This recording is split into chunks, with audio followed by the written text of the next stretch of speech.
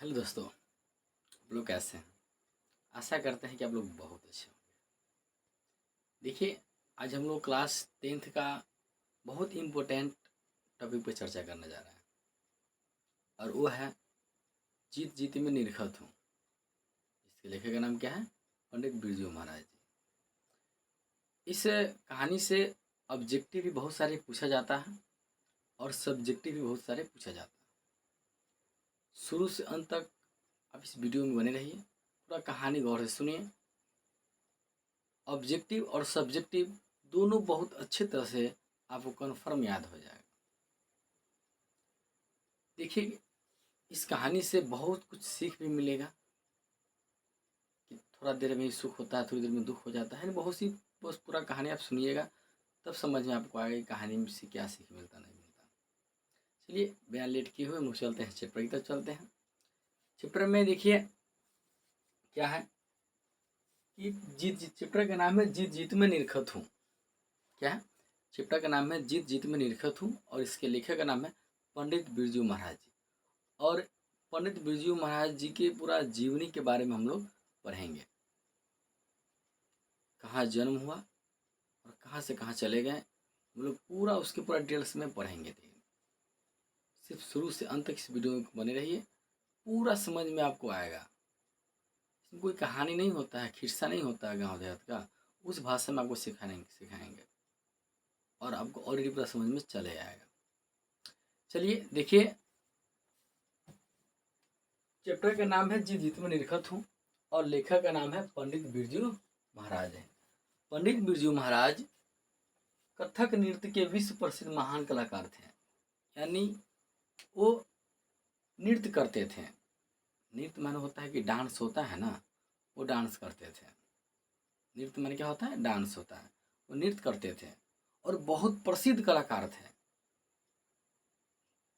बहुत प्रसिद्ध कलाकार थे। क्या ऐसा ही प्रसिद्धि मिल गया? इसके पीछे बहुत मेहनत होता है।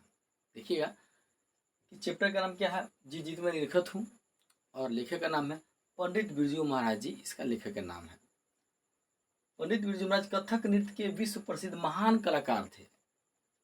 वो डांस करते थे, नृत्य करते थे, बहुत बड़ा कलाकार थे। उनका जन्म 4 फरवरी 1938 ईस्वी में, यानी पंडित बिरजू महाराज का जन्म 4 फरवरी 1938 ईस्वी में लखनऊ के जफरीन अस्पताल में हुआ था। फिर देखिए, पंडित बिरजू महाराज का जन्म 4 फरवरी 1938 ईस्वी में लखनऊ के जफरीन अस्पताल में हुआ था। किस दिन हुआ था? तो शुक्रवार के दिन हुआ था। किस दिन हुआ था? शुक्रवार के दिन हुआ था। किस दिन हुआ था? तो शुक्रवार के दिन हुआ था। फिर से देख लीजिए, पंडित बिरजू महाराज जी का जन्म था 4 फरवरी 1938 ईस्वी में लखनऊ के जफरीन अस्पताल में शुक्रवार के दिन हुआ था।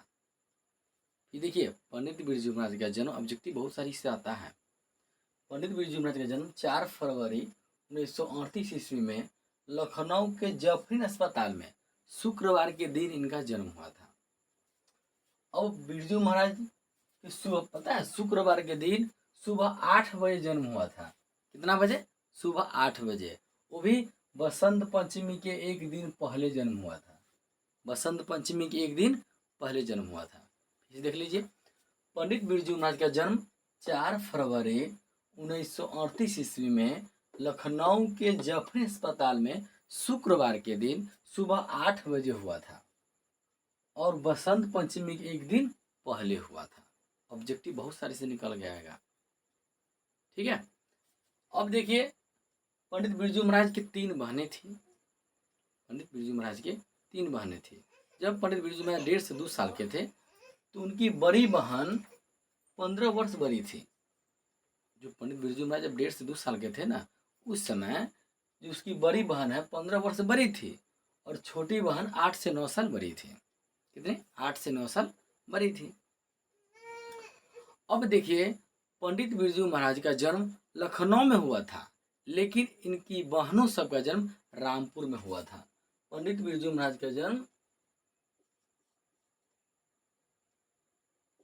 देखिए, पंडित बिरजू महाराज का जन्म लखनऊ में हुआ था, लेकिन इनके बहनों का जन्म रामपुर में हुआ था, क्योंकि जो पंडित बिरजू महाराज के पिताजी थे रामपुर के नवाब के यहाँ पर नौकरी करते थे, यानी नृत्य करते थे पंडित बिरजू महाराज। और पता है रामपुर में इनके पिता 22 साल तक रहे। 22 साल तक रहे, 22 साल तक रहे, 22 साल तक उनके पिता रामपुर में रहे थे। इसीलिए पंडित बिरजू महाराज का जन्म लखनऊ में हुआ था। कहाँ पर? लखनऊ में जफरीन अस्पताल में हुआ था। शुक्रवार के दिन सुबह 8 बजे, बसंत पंचमी एक दिन पहले हुआ था। लेकिन इनके बहनों का जन्म रामपुर में हुआ था, क्योंकि रामपुर में इनके पिता रामपुर के नवाब के यहाँ पर नौकरी करते थे और वहाँ पे 22 साल रहे थे। पंडित बिरजू महाराज जी के जो पिताजी थे वहाँ रामपुर में 22 साल तक रहे थे, इसीलिए उनके बहनों का जन्म रामपुर में हुआ और पंडित बिरजू महाराज का जन्म लखनऊ में हुआ। यहाँ तक कोई दिक्कत? चलिए अब देखिए, जब पंडित बिरजू महाराज का लखनऊ में जन्म हुआ, ये भी चले गए रामपुर में चले गए, क्योंकि इनके पिताजी रामपुर में नौकरी करते थे रामपुर के नवाब के यहाँ पर। जब इनके पिता वहाँ पर नृत्य करते थे, यानी नृत्य का होता है, डांस का होता है ना, नौकरी करते थे, जब वहाँ पर नृत्य करने जाते थे तो साथ में छोटा छोटा बच्चा नहीं होता है, तो भी नहीं कहता पिताजी हम भी चलेंगे, हम भी चलेंगे। तो बचपन से ही पंडित बिरजू महाराज जी अपने पिता के साथ जाया करते थे, और जाया करते थे तो उनको पिता जो नृत्य करते थे ये भी अपना नृत्य करते थे। जाते जाते ये सीखते सीखते बहुत अच्छे सीख गए। और पता है मात्र 6 साल की उम्र में, मात्र 6 साल की उम्र में रामपुर के नवाब के बहुत पसंद इसका नृत्य आना शुरू कर गया। जो रामपुर के नवाब है ना, जो बहुत पसंद है ना, पंडित बिरजू महाराज नृत्य शुरू कर दिया, जिसके कारण पंडित बिरजू महाराज को कहा कि अब तुम्हारा लड़का है ये पंडित बिरजू महाराज, ये भी हमारे यहाँ नृत्य करेगा। इसको तनख्वाह भी बांध दिया था, जिससे पंडित बिरजू महाराज के जो पिताजी थे, माताजी थे, नाखुश थे, क्योंकि उनके पिताजी चाहते थे कि मेरा बेटा ये काम नहीं करे, इससे बढ़िया काम करे। रियल चीज़ है कि अगर किसी का पिता अगर साइकिल चलाता है, रिक्शा चलाता है, वो जरूर सोचता है कि मेरा बेटा हमसे अच्छा काम करे, है ना। यानी इसके माता पिता नाखुश थे कि नृत्य ना करें,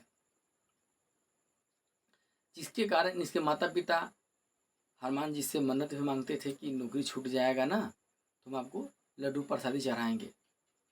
लेकिन वही हुआ, पंडित बिरजू महाराज कि जो पिताजी के जो रामपुर के नवाब है वो बोला जब तुम्हारा बेटा नहीं रहेगा तो तू भी नहीं नौकरी पर रहेगा, तुम्हारा बेटा नृत्य नहीं करेगा, नाच नहीं करेगा, यानी कि नौकरी पर नहीं रहेगा तो तुम्हारा भी नहीं रहेगा। और पंडित बिरजू महाराज के जो पिताजी यही तो चाहते थे कि नौकरी छूट जाए, और हनुमान जी से मन्नत भी मानते थे।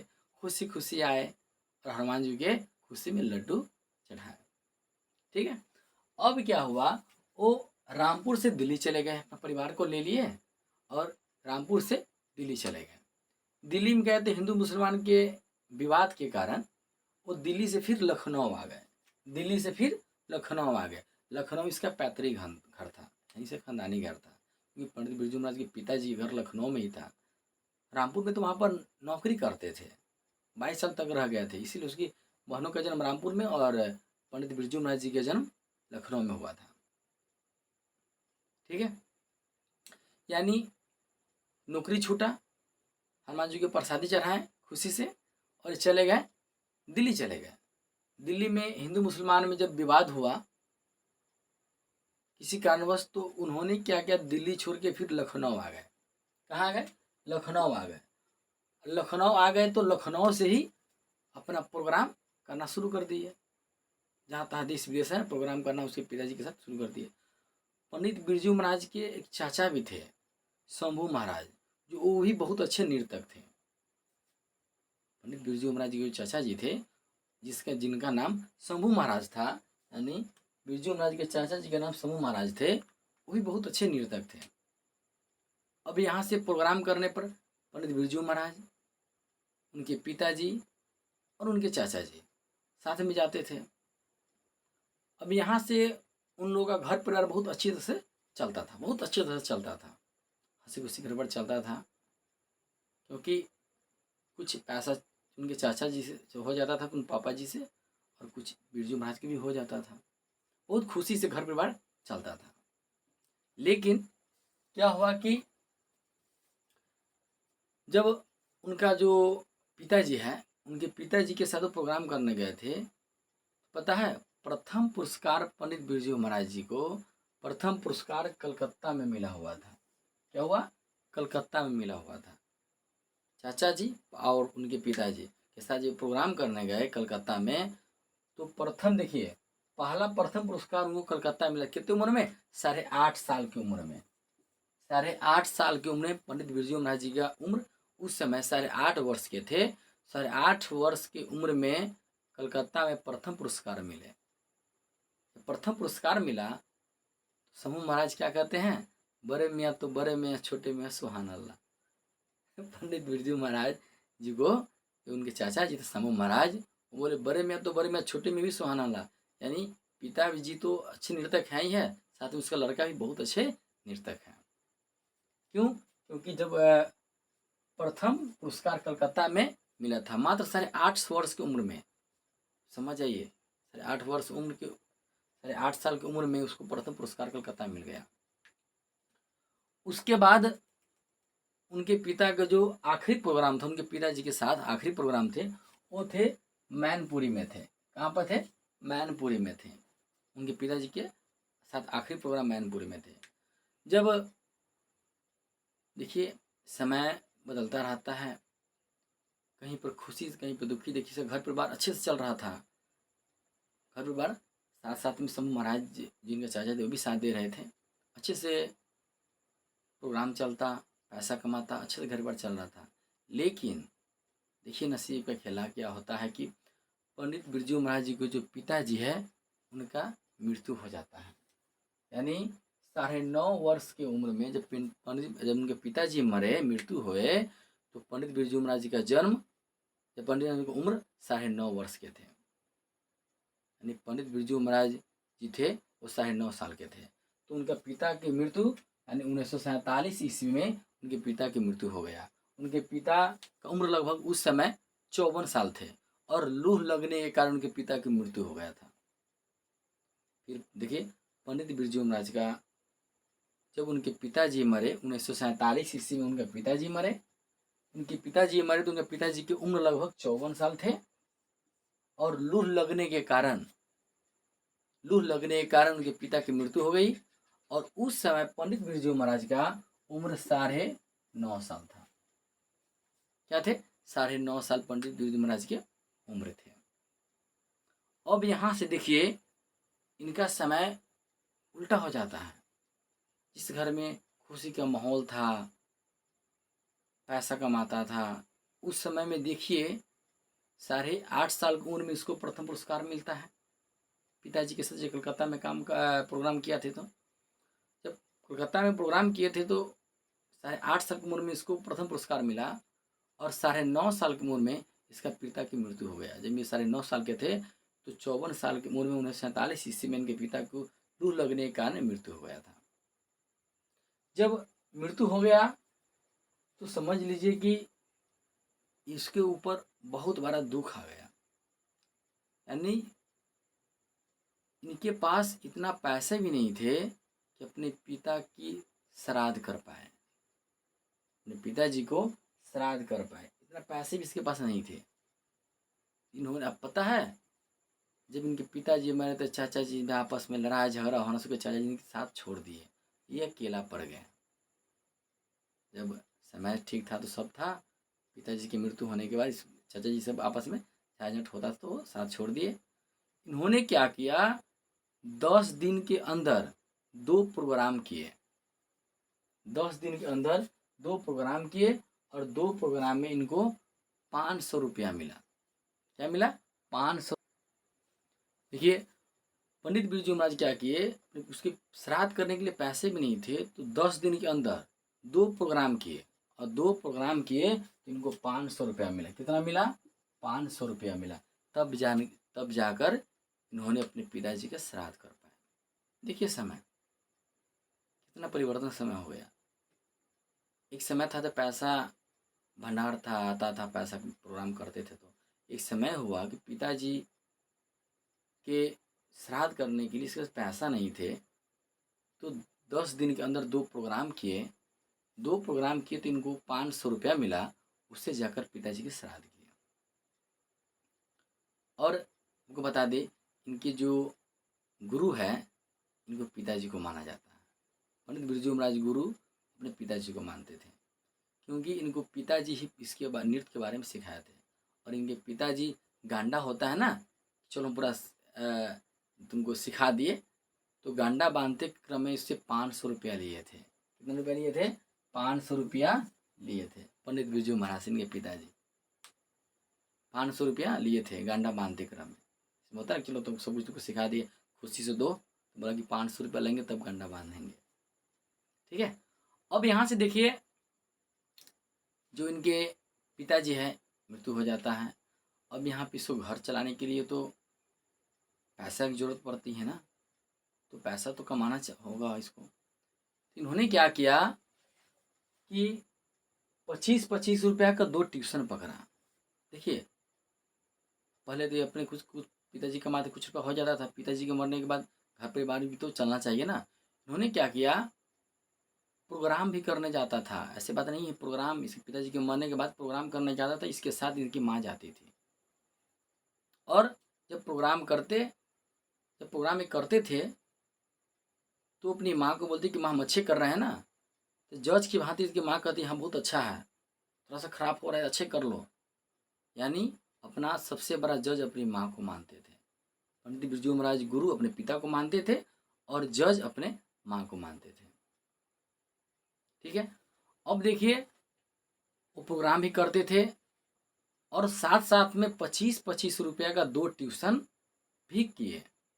पंडित बिरजू महाराज 25-25 रुपया के 2 ट्यूशन भी किए। और ट्यूशन कानपुर में पढ़ाने जाते थे। नृत्य का ट्यूशन होता है ना, वो कानपुर में पढ़ाने जाते थे। और कानपुर था वो इनके घर से 3 मील दूर, वो भी पैदल जाते थे। कितना? पैदल जाते थे। और इनके घर से कानपुर 3 मील दूर था। 25-25 रुपया का ट्यूशन, 2 ट्यूशन पढ़ाते थे और कानपुर जाते थे। और 3 मील दूर था, वो भी पैदल चल के जाते थे। देखिए कितना समय परिवर्तन हो गया। घर चलाने के लिए क्या क्या करना पड़ता है, ट्यूशन पढ़ाना पड़ता है। जब ट्यूशन पढ़ाने गया तो एक लड़का है सीताराम बागला, इसको पढ़ाते थे, यानी कि नृत्य की शिक्षा देते थे। उसको कहा, वो मैट्रिक पढ़ते थे, तो उन्होंने कहा तुम हमको पढ़ा दो, यानी तुम हमको पढ़ाई पढ़ा दो, हम तुमको नृत्य सिखा देते हैं। ये बिरजू महाराज जी उनको बोले। बोला कि ठीक है, आप हमको सिखा दीजिए, हम आपको सिखा देते हैं। तो उन्होंने क्या किया, पढ़ाई किया। और पढ़ाई करने के बाद उन्होंने मैट्रिक एग्ज़ाम दिया। मैट्रिक एग्ज़ाम उन्हें 1952 ईस्वी में दिया और वहाँ पर वो फेल हो गया। 1952 ईस्वी में उन्होंने मैट्रिक का एग्ज़ाम दिया। कि किसने दिया? पंडित बिरजू महाराज जी ने 1952 ईस्वी में एग्ज़ाम दिए और वहाँ पे वे फेल हो गए। जब वो फेल हो गए तो वो क्या किए, दिल्ली चले गए। कहा कि नसीब में हमारा विद्या उद्या ना है, फेल हो गए ना, वो दिल्ली चले गए। जब दिल्ली चले गए तो संगीत भारती में उन्होंने नौकरी ज्वाइन किया। संगीत भारती एकेडमी होता है, उसमें नौकरी ज्वाइन किया। और वहाँ पर उसको 250 रुपया मिला, प्रत्येक महीने का 250 रुपया मिला उसको। उन्होंने मैट्रिक एग्ज़ाम दिया, मैट्रिक में 1952 इसमें फेल हो गया। तो उन्होंने क्या किया, संगीत भारती एकेडमी दिल्ली चले गए। दिल्ली चले जाने के बाद उन्होंने 250 की नौकरी किया। और 250 की नौकरी करने के बाद वहाँ पर 4 साल तक नौकरी किया। सन 1956 ईस्वी में पुनः संगीत भारती को छोड़ कर लखनऊ आ गए। 4 साल तक वहाँ तक रेगुलर नौकरी किया, वहाँ पर 250 के मंथली पे। कहाँ पे? दिल्ली संगीत भारती में। फिर 1956 ईस्वी में संगीत भारती को छोड़कर लखनऊ आ गए। लखनऊ आने के बाद उनकी शादी करा दिया गया। उनकी जो अम्मा थी, उसकी मम्मी थी, वो शादी करा दी। शादी 18 साल की उम्र में उनका शादी हुआ था। कितना? 18 साल की उम्र में उनका शादी हुआ था, जिससे बिरजू महाराज शादी से नाखुश थे। बिरजू महाराज कहना था कि कुछ कमा लेंगे तब शादी करेंगे। लेकिन इनकी अम्मा है ना, शादी इसको करा दी है। कितने साल की उम्र में? 18 साल के उम्र में शादी करा दी है पंडित बिरजू महाराज को। देखिए 1952 में मैट्रिक की एग्जाम दी, मैट्रिक में फेल हो गए तो चले गए दिल्ली, चले गए संगीत भारती में। वहाँ पे 250 के मंथली पे जॉब किया। फिर उन्होंने 4 साल तक वहाँ पे जॉब किया। 1956 ईस्वी में भारतीय संगीत को छोड़ दिए, लखनऊ आ गए। लखनऊ आने के बाद उनकी शादी करा दिया गया। 18 साल को उनकी शादी हो गया। अब शादी होने के बाद इन्होंने क्या किए कि लच्छू महाराज का असिस्टेंट बने। क्या है? जो लच्छू महाराज है उसका असिस्टेंट बने। ठीक है, असिस्टेंट उसका बन गए। और बनने के बाद देखिए यहाँ पे पूरा असिस्टेंट बन गए थे तो कितना जीवन में ट्रेनिंग लेता है। लेकिन एक चीज और कीजिए, आप किसी भी लाइन में जहाँ से आप स्टार्टिंग किए हैं उसको छोड़ना नहीं चाहिए। आप कितना भी बड़े आदमी हो जाइए, कि जहाँ से आपका स्टार्टिंग है उसको लेके चलिए। देखिए पंडित बिरजू महाराज का जो इनको पिताजी थे, इनके पिताजी के साथ प्रथम जो प्रोग्राम किया था और प्रथम पुरस्कार कहाँ मिला था पता है आपको? शुरू में बतलाया है ना, वो मिला था वह कलकत्ता में मिला था। कितना? 8.5 साल की उम्र में कलकत्ता में इसको प्रथम पुरस्कार कलकत्ता में मिला। जब उन्होंने क्या किया, जो लच्छू महाराज के असिस्टेंट बने थे, साथ साथ अपना कोचिंग भी चलाते थे और क्या बोलते हैं उसको, नृत्य भी जहाँ जहाँ प्रोग्राम करने जाते थे। इसको जो चाहिए वो सफलता नहीं मिलते थे। लेकिन एक प्रोग्राम आया, कहाँ का प्रोग्राम? जहाँ से इनका शुरुआत हुआ था, कलकत्ता से। जो कलकत्ता में इसको प्रथम पुरस्कार मिला था। फिर कलकत्ता में इनको प्रोग्राम आया और प्रोग्राम इतना अच्छा इन्होंने नृत्य किया, इसका प्रशंसा अखबारों में होना शुरू कर गया। जहाँ तहाँ देखो तो इनका प्रशंसा हो गया। पंडित बिरजू महाराज बहुत अच्छे नृतक हैं, यानी प्रशंसा इसका बहुत हो गया, बहुत। यानी यहाँ पर जा इनका सफलता मिला। इनका पंडित बिरजू महाराज का बहुत अच्छे नृतक है। यानी जहाँ तहाँ इसका जो अखबार सब होता है उस सब तरह इसका प्रचार होना शुरू कर गया। और इनको 27 साल की उम्र में संगीत नाटक अकादमी अवार्ड मिला। इनको 27 साल की उम्र में जो संगीत नाटक अकादमी अवार्ड है इनको मिला। देखिए यानी प्रथम पुरस्कार कलकत्ता में मिला। फिर कलकत्ता में प्रोग्राम हुआ जहाँ से इनका नाम हुआ, प्रशंसा हुआ, प्रचार हुआ और ये बहुत बड़े आदमी बने गए। और इनको 27 साल की उम्र में संगीत नाटक अकादमी अवार्ड मिला था। और पंडित बिरजू महाराज जी ये नृत्य के साथ साथ ये अथी भी बजाते थे, वाद्य यंत्र भी बजाते थे। जैसे मैं आपको बता दें, गिटार हो गया, सितार हो गया, हारमोनियम हो गया, बांसुरी हो गया, तबला हो गया, ये सभी बजाते थे। यानी नृत्य के साथ साथ भी वाद्य यंत्र की इनके पास भी जानकारी थी। ये इनका जीवन है। ये क्या है? पूरा जीवनी है। यहाँ तो कोई दिक्कत? अगर इसको एक बार नहीं 2 बार देखिए, 3 बार देखिए, देखने के बाद हमको लगता है कि ऑब्जेक्टिव तो ऑलरेडी क्लियर हो ही जाएगा। बिना याद किए ही ऑब्जेक्टिव याद हो जाएगा और सब्जेक्टिव भी आपको क्लियर हो जाएगा। कोई भी राह नहीं है। पूरा इस चैप्टर का यानी पंडित बिरजू महाराज का निचोड़ है, ये मेन टॉपिक है। ये बुक में तो बहुत सारे में दिया हुआ है, उतना पढ़ने जाओगे ना समझ में नहीं आएगा। लेकिन ये मेन टॉपिक है, कहानी के माध्यम से कहाँ से स्टार्ट हुआ, कहाँ से कहाँ चले गए, इसमें को बताने का प्रयास किया। देखिए पूरा पूरा यह जितना भी बताया है एक बार नहीं, आप 2 बार देखिए, 3 बार देखिए, पूरा समझ में चला आएगा। ठीक है, आशा करता है आप लोग समझ गए होंगे।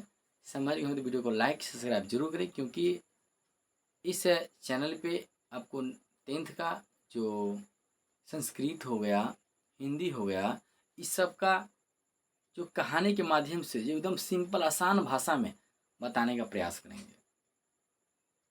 जहाँ तक हमको हो एकदम सिंपल भाषा में, जो देहाती लैंग्वेज होता है उस भाषा में आपको समझाने का प्रयास करें। डायरेक्ट आपके माइंड में सेट हो जाए और जाके क्वेश्चन सॉल्व हो जाए। संस्कृत हो गया, संस्कृत की कहानी भी आपको हिंदी के माध्यम से पढ़ाएंगे, आपको पता नहीं चलेगा हम संस्कृत पढ़ रहे हैं कि हिंदी पढ़ रहे हैं।